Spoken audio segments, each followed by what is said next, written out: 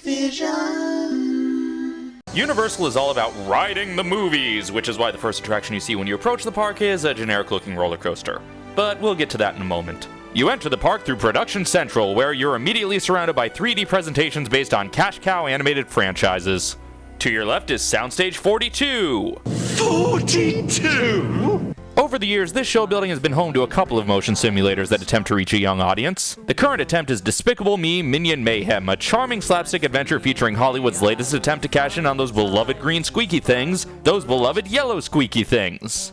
It is great to have a ride that finally fulfills our lifelong dream of a theme park attraction hosted by a Daily Show alumnus. Could the Asif Manvi go round be far behind?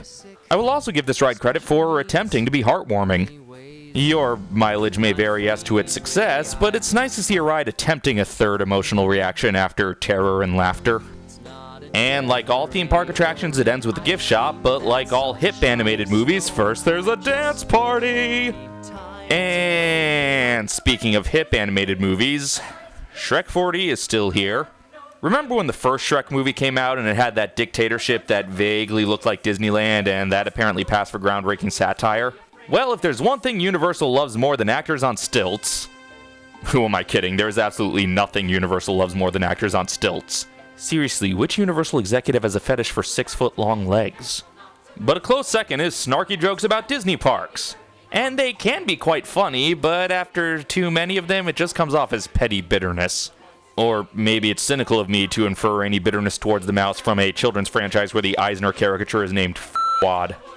Anyway, you enter the building and find yourself in the little guy's dungeon, where those beloved sarcastic takes on public domain characters are being held prisoner. You need to tell them the story! Sure.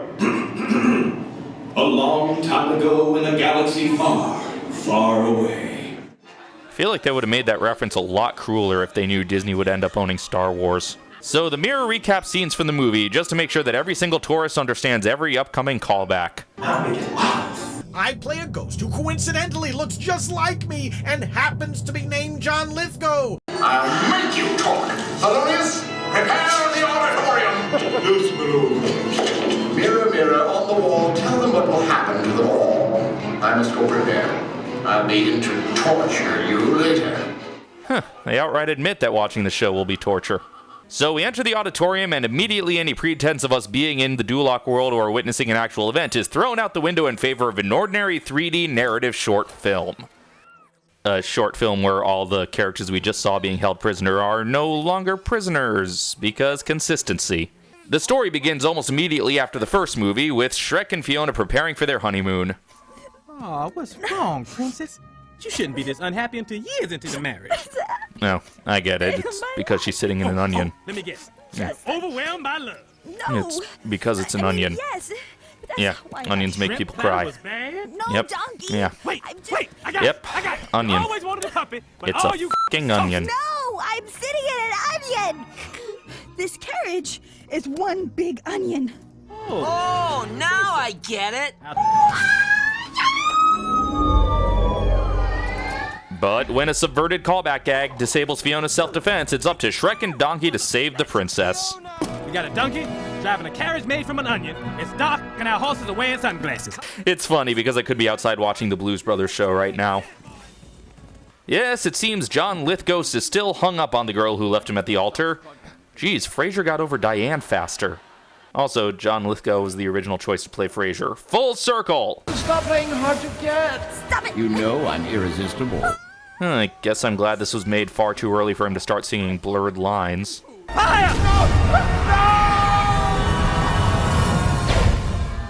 Ghosts can be destroyed by fire. Who knew? Let's go home and make some waffles.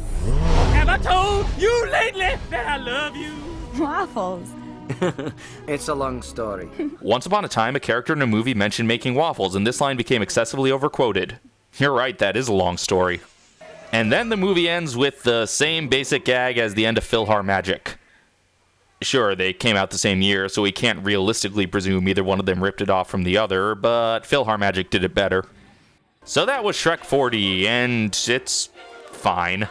I'm just not interested enough in Shrek to care about it. But if you are, you can meet Shrek afterward at I have seen the face of evil! Then you can have a bite at the Monster Cafe, dedicated to Universal's most lucrative properties and the movies they starred in, only a few of which were ever on Mystery Science Theater. The dining rooms have some really fun theming here, and the walls have Photoshop pictures of the monsters in famous moments in pop culture because they couldn't find pictures of these characters' actual influence on pop culture. There's even a corner for Herman and Lily. I can't wait for them to build a wing dedicated to Brian Fuller's remake only to demolish it halfway through construction. And now that you're sufficiently fed, time to lose your lunch on Hollywood Rip Ride Rockit. The first thing you'll notice about this coaster is the completely vertical ascension. Man was not meant to move in this position. There's a reason they don't let you carry anything in your pockets for this ride. So yeah, the coastering's cool enough to fool you into thinking it's the ride's main draw. But You forgot about one little thing. It's called the music. sure, Rock and Roller Coaster may have Aerosmith in the Dark, but this has many, many, many songs, a few of which you might actually like. You can choose which song you want to play as you wind and twist all around, and you can even spend way too much money for a DVD of you riding while said song plays.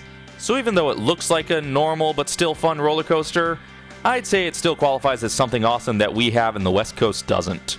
And much like one of the many awesome things the West Coast has that we don't, there's a secret menu! They don't let you buy a DVD if you use the secret menu because It's not, strictly speaking, legal. there's even a song or two very closely tied with certain other parks in the area. That's right, I rode this sucker listening to Rainbow Connection, bitches! For more information about the secret menu, you can visit your local internet. Tomorrow we'll veer right and visit that magical old-timey dream factory known as Hollywood, California. You are who you are, and I was who I was. And who I was not who you were, and who you still are. I'm John Lithgow. And you're John Lithgow. And one of us yet lives, and so, oh, it's raining.